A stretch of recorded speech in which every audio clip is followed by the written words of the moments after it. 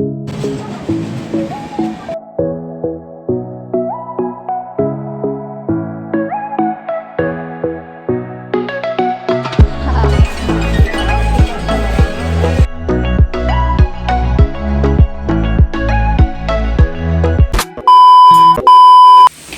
Guys, আজকের জার্নিটা ছিল আমাদের শুভযাত্রা অযোধ্যা যাওয়া, প্রভু শ্রী রামের জন্মভূমি অযোধ্যা যাবো। তো সেই আনন্দে আমরা তাড়াতাড়ি রেডি হয়ে গেলাম। তো আমি আর পিসিমণি যাচ্ছি না, আমাদের সাথে অনেক মাতাজি প্রভু যাচ্ছে। তো সেই ডিটেলসটা আমি পরে শেয়ার করছি। প্রথমে আমি বলে নেবো যে কলকাতা থেকে অযোধ্যা কিভাবে যাব, কোন ট্রেনে গেলে ভালো, ট্রেনের টিকিট কত, রুম ভাড়া কত, সমস্ত কিছু আমি এই ভিডিওর মাধ্যমে জানাবো। তো ভিডিওটা শুরু করা যায়। কলকাতা থেকে অযোধ্যা যাবেন কিভাবে, কোন ট্রেনে যাবেন? তো আমি বলবো কলকাতা থেকে অযোধ্যা যাওয়ার জন্য কলকাতা থেকে দুটি ট্রেন ছাড়ে, একটা দোন এক্সপ্রেস আর একটা জাম্বো তাওয়াই এক্সপ্রেস। আমাদের জার্নিটা ছিল জাম্বো তাওয়াই এক্সপ্রেসে করে। তো তোমরা যদি এক রাত্রি থেকে অযোধ্যা ভ্রমণ করতে চাও, আমি বলবো জাম্বো তাওয়াই এক্সপ্রেসটা যাওয়াটাই বেটার হবে। কারণ যে দোন এক্সপ্রেসটা আছে ওটা রাত 8:25 ছেড়ে পরের দিন দুপুর 1:30টাতে ওখানে মানে অযোধ্যা ধাম জাংশনে পৌঁছাবে।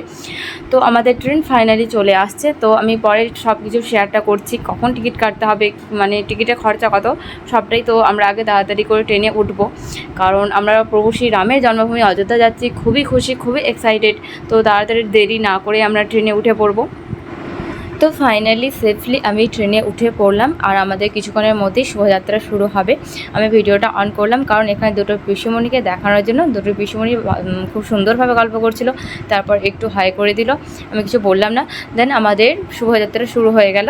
তো আমাদের শোভাযাত্রা ছিল অযোধ্যা যাবার। তো প্রভু রামকে স্মরণ করে অযোধ্যা দিকে রওনা দিলাম। আর আমি টিকিট ভাড়ার কথা যেটা বলছিলাম, যে টিকিট কেটে রাখতে হবে 1 থেকে 1.5 মাস আগে, নাহলে টিকিট পাওয়ার ক্ষেত্রে একটু সমস্যা হয়। আর নন এসিতে গেলে 480 টাকা, আর এসিতে গেলে 970 টাকা, এটা হলো টিকিট ভাড়া। আর আমি টিকিট কখন কাটতে হবে সেটাও বলে দিয়েছি, একটু মানে আগে থেকে কেটে রাখলে ভালো হয়। আর হ্যাঁ, আজকে আমরা অযোধ্যা যাচ্ছিলাম প্রভু আর মাতাজিদের সাথে। তো খাওয়া দাওয়া, টিফিন, সমস্ত অ্যারেঞ্জমেন্ট ওনাদের হাতে ছিল, আমাদেরকে কোনো চাপ নিতে হয়নি, আমরা শুধু প্রভু রামকে ডেকে যাচ্ছিলাম। আজকে আমাদের যাত্রা ছিল মানে অযোধ্যা যাওয়ার। তো আমাদের শোভাযাত্রা শুরু হয়ে গেছে অযোধ্যা ধাম যাওয়ার। তো আমরা অনেকটা রাস্তা অতিক্রম করে ফেলেছি। তো তখন ভীষণ রোদ গরম ছিল, বা এমন হাওয়া দিচ্ছে, মানে গরম হাওয়া দিচ্ছে। তো সেই জন্য মানে ইন্ট্রোডাকশনটা দেওয়া হয়নি। তো আজ মানে এখন একটু সন্ধ্যা আসছে, দেখতেই পাচ্ছ। তো সেই জন্য একটু ভালো লাগছে, বা বলতে সুবিধা হচ্ছে যে আমরা শোভাযাত্রা শুরু হয়ে গেছে।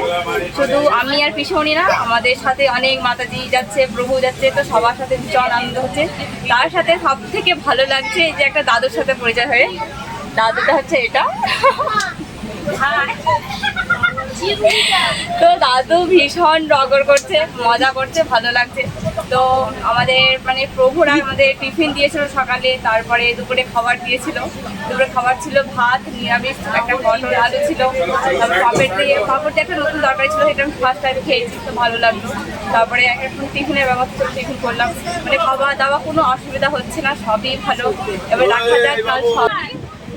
আমরা ট্রেনে ভীষণ মজা করতে করতে যাচ্ছি। তোমারটা মাতাজিরা আসছে, আমি এইভাবে কথা বলছি বলে। এটা আমাদের মন্দির মাতাজি, খুবই ভালো, এসব ভালো লাগছে। প্রথম পরিচয় এই মাতাজিটা জানি না, খুবই ভালো লাগছে। হলুদ মুড়ি ঠিক আছে, এটা আমাদের বেড়াতে যাওয়ার প্রভুদের ড্রেস, স্পেশাল হলুদ মুড়ি। আপনারা খেতে চাইলে আমাদের সঙ্গে যোগাযোগ করতে হবে বেড়াতে আসার জন্য। জয় ওরা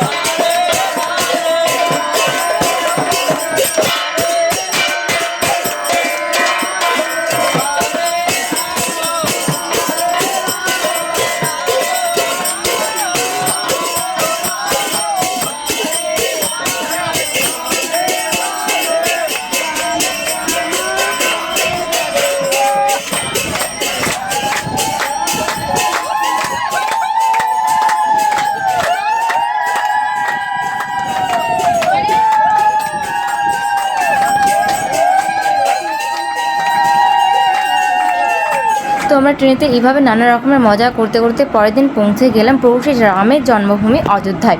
তো এইটা ছিল অযোধ্যার রেলওয়ে স্টেশন, আর অযোধ্যার রেলওয়ে স্টেশনটা এতটাই সুন্দর বানিয়েছিল যে কোনো প্ল্যাটফর্মকে টেক্কা দেবে, কারণ এটা দিনের বেলা বলেই তাই, নাহলে রাত্রে যে ভিউটা আসে খুব সুন্দর, লাইটিংটা যে আসে না, জাস্ট ওয়াও। অবশেষে আমাদের শুভযাত্রা শেষ হলো, ফাইনালি আমরা পৌঁছে গেলাম অযোধ্যায়। তো আমরা প্রথমেই আমরা কোথায় হোটেল বুক করেছি সেখানে যাব বা রুমে পৌঁছাবো, ওখানে একটু রেস্ট নেওয়ার পরে সরজু নদীতে স্নান টান করার পরে রামলালা দর্শন দিকে এগিয়ে যাব।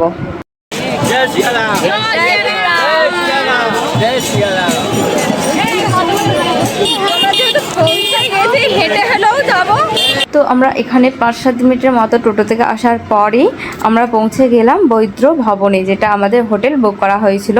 তো আমি হেঁটে যাওয়ার কথা কেন বলছিলাম, যে ওখানে টোটো ভাড়ার চার্জটা একটু বেশি বলছিল, ওই জন্য আমি বলছিলাম অযোধ্যা ধাম যেহেতু আমরা পৌঁছে গেছি তো বৈদ্য ভবনে হেঁটে হলেও যাব, তো আমি এটাই বলতে চাইছিলাম।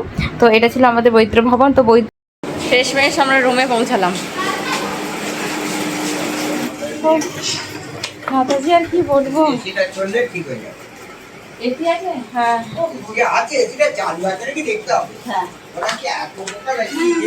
ফাইনালি আমরা আমাদের রুমে পৌঁছে গেলাম এতক্ষণ পর। মানে এখানে নিয়ম এটাতে 12টার পর রুমের চাবি দেবে। হরে কৃষ্ণ হরে কৃষ্ণ। এতক্ষণ রেস্ট হলো।